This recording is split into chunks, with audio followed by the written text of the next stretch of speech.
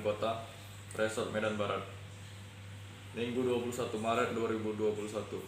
Judika. Epistel Yeremia 31 ayat 31 sampai 34. Evangelium Ibrani 5 ayat 5 sampai 10. Dengan tema Kristus pokok keselamatan. Shalom bagi kita semua. Selamat hari Minggu dan selamat memasuki Minggu Judika dengan tema Kristus pokok keselamatan. Marilah kita meminta pertolongan Roh Kudus untuk menuntun kita dalam melaksanakan ibadah ini. Untuk memasuki ibadah, marilah kita saat teduh sejenak. Kita bernyanyi dari Gedung Pujian Kawal Harapan. Bukan dengan kekuatanku. Pantai sama-sama. Bukan dengan kekuatanku, ku dapat jalani hidupku tanpa Tuhan yang di sampingku. Ku tak mampu sendiri. Engkaulah kuatku yang menopangku. Ku pandang wajah-Mu dan berseru, pertolonganku datang dari-Mu. Peganglah tanganku, jangan lepaskan. Kaulah harapan dalam hidupku. Di dalam nama Allah Bapa dan Anaknya Tuhan Yesus Kristus dan Roh Kudus, Khalik langit dan bumi. Amin. Berilah keadilan kepadaku dan perjuangkanlah perkaraku terhadap kaum yang tidak saleh. Luputkanlah aku dari orang penipu dan orang curang, sebab Engkaulah Allah tempat pengungsianku. Suruhlah terang-Mu dan kesetiaan-Mu datang, supaya aku dituntun dan dibawa ke gunung-Mu yang kudus dan ke tempat kediaman-Mu. Haleluya. Haleluya. Haleluya. Haleluya.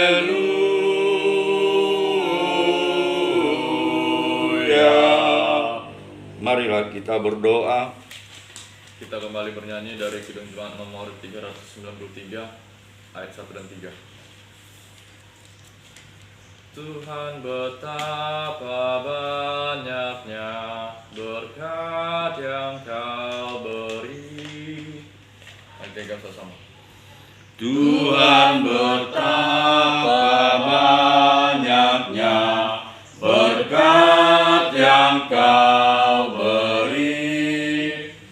Teristimewa rahmat-Mu dan hidup abadi.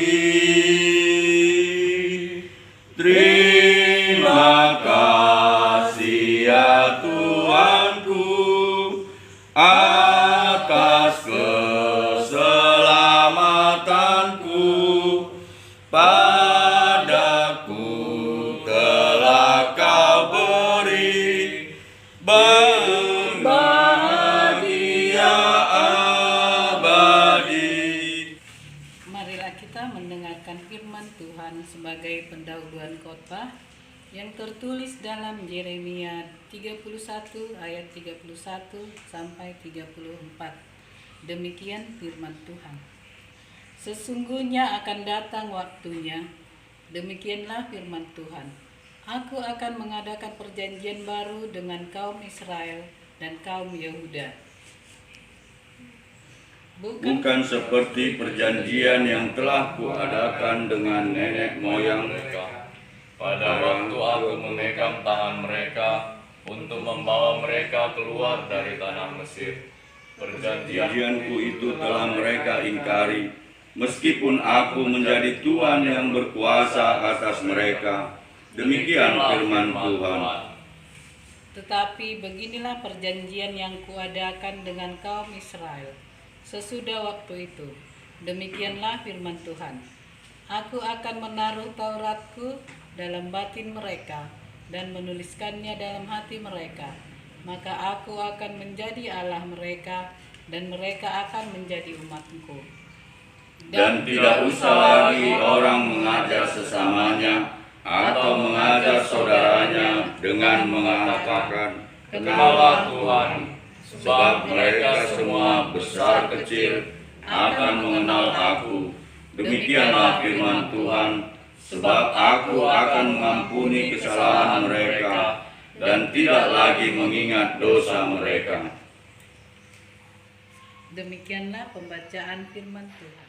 Kita bernyanyi dari Kidung Jemaat nomor 407 ayat 1 dan 2. Tuhan kau gembala kami.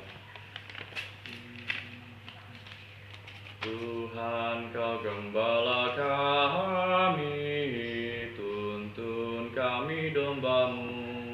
Manggilkan sama-sama. Tuhan kau gembala kami, tuntun kami domba-Mu. Berilah kami menikmati nikmat pengorbanan-Mu. Tuhan Yesus, Juru Selamat, kami ini milik-Mu. Tuhan Yesus, Juru Selamat, kami ini milik-Mu. Firman Tuhan diambil dari Ibrani 5 ayat 5-10. Yesus sebagai imam besar. Demikian pula Kristus tidak memuliakan dirinya sendiri dengan menjadi imam besar, tetapi dimuliakan oleh Dia yang berfirman kepadanya, "Anakku, engkau telah kuperanakkan pada hari ini," sebagaimana firman-Nya dalam suatu nas lain. Engkau adalah imam untuk selama-lamanya, menurut peraturan Melkisedek.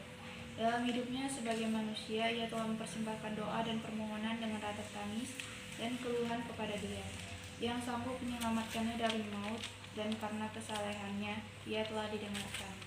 Dan sekalipun ia adalah anak, ia telah belajar menjadi taat dari apa yang telah dideritanya.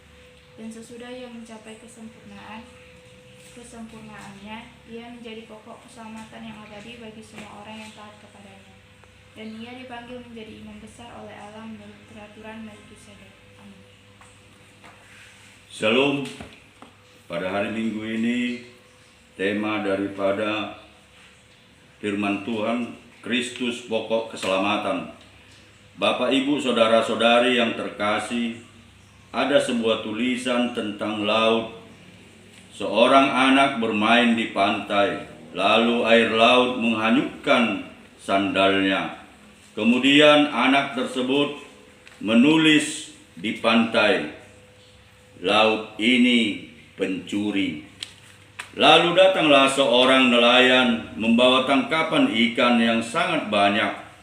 Kemudian nelayan itu menulis di pantai, "Laut ini baik hati."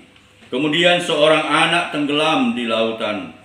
Lalu ibu si anak menulis di pantai, "Laut ini pembunuh." Bapak, Ibu, saudara-saudari yang terkasih di dalam Yesus Kristus, yang perlu kita pelajari dari tulisan di atas adalah bagaimana kita bercerita tentang laut. Laut tetaplah laut. Lalu bagaimana tentang Yesus? Ada banyak pandangan orang tentang Yesus. Namun bagaimanapun orang berpikir dan berkata tentang Yesus, tapi kita yakin bahwa Yesus adalah Tuhan yang selalu mengorbankan dirinya menjadi juru selamat kita. Itulah pandangan surat Ibrani tentang Yesus, bahwa ia adalah imam agung yang sempurna, Ini adalah jawaban yang diperlukan manusia pada waktu itu, di mana manusia memerlukan seorang imam yang sempurna, dan korban yang sempurna dari Yesus telah menjawab pertanyaan orang-orang tentang dirinya sendiri. Yesus adalah korban yang sejati, sekaligus manusia yang sejati. Di dalam kemanusiaannya, Ia membawa manusia kepada Allah, dan di dalam keallahannya, Dia berkuasa menghadirkan Allah pada manusia. Hal ini memberi pengertian kepada kita bahwa Yesus membuka jalan yang tertutup karena dosa manusia dan membawa manusia pada hidup yang sejati. Bapak, Ibu, saudara-saudari yang terkasih di dalam Yesus Kristus, dari apa yang dijelaskan di atas, benarlah apa yang dijelaskan pada Ibrani 5 ayat 6, bahwa Yesus adalah imam untuk selama-lamanya. Dia adalah kekekalan yang berkuasa atas bumi dan segala isinya. Sisi lain yang ingin dijelaskan oleh penulis surat Ibrani berkaitan dengan keimanan adalah tentang keunggulan Yesus. Ini perlu dijelaskan karena pada saat itu ada yang membanding-bandingkan Yesus dan menentang keimanan Yesus. Sebagai contoh, Yesus dibandingkan dengan Musa, Yesus dibandingkan dengan Harun, dibandingkan juga dengan malaikat. Kristus memiliki jabatan seorang nabi sesuai dengan kitab Taurat, sehingga Yesus sebagai imam sesuai dengan nubuat perjanjian lama, dan Yesus sebagai imam adalah jauh lebih baik dari imam yang ada sebelumnya, di mana ketika Dia menjadi imam yang sempurna, kita tidak menemui dosa atau pelanggaran dan kejahatan padanya. Kemudian hal yang istimewa menjadi penguatan bagi kita adalah keberadaan Yesus sebagai manusia. Yang dilakukan dan dikerjakan oleh Yesus ketika Dia menjadi manusia telah memberi rasa yang berbeda dalam kehidupan orang percaya. Jika dalam kehidupan orang Yahudi, gagasan tentang Allah adalah suci, tidak boleh disentuh, maka Allah sama sekali tidak mungkin mengalami apa yang dialami oleh manusia. Bahkan gagasan orang Yahudi tentang Allah lebih parah dari itu, yaitu Allah disebut tidak dapat merasakan segala sesuatu, baik perasaan susah maupun senang. Bahkan Plurak, salah satu orang tersaleh di Yunani, mengatakan melibatkan dunia adalah penghujatan kepada Allah. Maka banyak pemahaman tentang Allah yang tidak dapat disentuh dan dirasakan kehadirannya. Tapi pada saat ini penulis surat Ibrani menyatakan bahwa keberadaan Yesus sebagai manusia telah menghapus paham pada orang Yunani dan Yahudi. Allah yang tidak bisa disentuh dan merasakan sesuatu pemahaman kita orang Kristen bahwa Allah bisa merasakan segalanya dan kita juga bisa merasakan kehadiran Allah. Bapak, Ibu, saudara-saudari yang terkasih, Yesus sendiri telah menunjukkan ketaatannya sebagai anak kepada Bapanya. Dapat kita lihat dalam Ibrani 5 ayat 7 sampai dengan 8. Dijelaskan dalam hidupnya sebagai manusia, Ia telah mempersembahkan doa dan permohonan dan ratap tangis kepada Allah. Ini adalah keistimewaan dan kita patut bersyukur karena kita memiliki Yesus yang tahu dan sudah merasakan kesusahan dan penderitaan yang kita alami.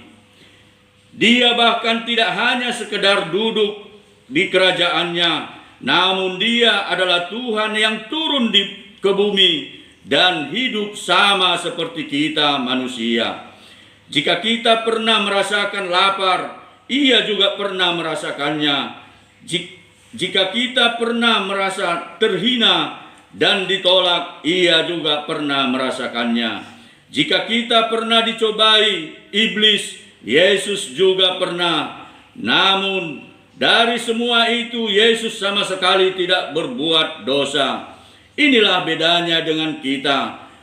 Mari yakinlah, Yesus adalah teladan yang sempurna bagi ketaatan. Walaupun Ia adalah anak, Ia telah belajar menjadi taat di dalam penderitaannya. Mampukah kita untuk meneladani Yesus di dalam penderitaannya? Jauh dari kata keluhan, lari dari kenyataan, lalu menyalahkan Tuhan dan meninggalkannya. Tapi kita perlu belajar taat, walaupun itu tidak pernah tamat dan tidak pernah ada kata selesai, dan semua membutuhkan proses. Belajar taat, belajar sabar, dan belajar setia. Bapak, Ibu, saudara-saudari yang terkasih, yang terakhir yang harus diketahui adalah Yesus adalah pokok keselamatan. Inilah yang menjadi topik minggu kita pada hari ini. Kalimat ini mengingatkan kepada kita bahwa Yesus adalah satu-satunya pokok keselamatan, dan tidak ada satu tokoh yang menjadi pokok keselamatan yang memberikan keselamatan. Dia adalah sumber keselamatan. Dalam pengorbanannya, marilah kita belajar taat. Amin. Kita kembali bernyanyi dari Kidung Jemaat nomor 220 ayat 10. Aku pun tak ketinggalan. Mari kita nyanyikan bersama-sama. Aku pun tak ketinggalan, mengeluhkannya di jalan. Aku pun mengikutnya. Yesus Kristus memerintah, tak terbatas, tak terhingga. Puji Raja mulia. Persembahan diambil dari Efesus 5 ayat 2. Dan hiduplah di dalam kasih sebagaimana Kristus Yesus juga telah mengasihi kamu dan telah menyerahkan dirinya untuk kita sebagai persembahan dan korban yang harum bagi Allah. Kita kembali bernyanyi dari nyanyian persembahan Kidung Jemaat nomor 235 ayat 6. Kasih Allah yang sempurna. Nanti kita bersama. Kasih Allah yang sempurna,